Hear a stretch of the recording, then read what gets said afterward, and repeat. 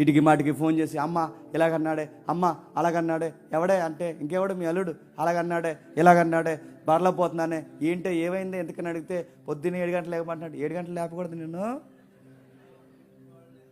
అస్తమాల అమ్మ ఏదో ఏమన్నా వండి అంటున్నా అమ్మకు పెట్టమంటాడే, అలా అమ్మకొనడానికి వండానంటే నేను ప్రతిదీ అమ్మకు చెప్తాడు, ప్రతిదీ అమ్మతో పెడతాడే. ఇదే నాకు నచ్చట్లేదే. ప్రతిదీ అడుగుతున్నాను, మీ అమ్మను నువ్వు ఎంత ప్రేమిస్తున్నావో తను వాళ్ళ అమ్మను ప్రేమించడం తప్ప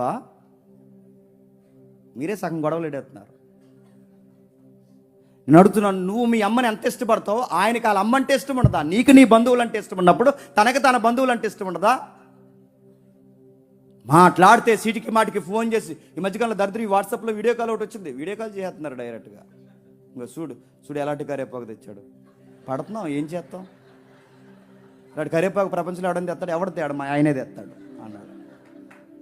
గోంగూర దమ్మంటే తోటకూర తెచ్చాడు, చూడు ఇదిగో చూడు అన్నాడు. ఇది కూడా చెప్పేస్తావా? తోటకూర కోసం కూడా చెప్పేద్దావా? కరివేపాకు కోసం చెప్పేస్తావా?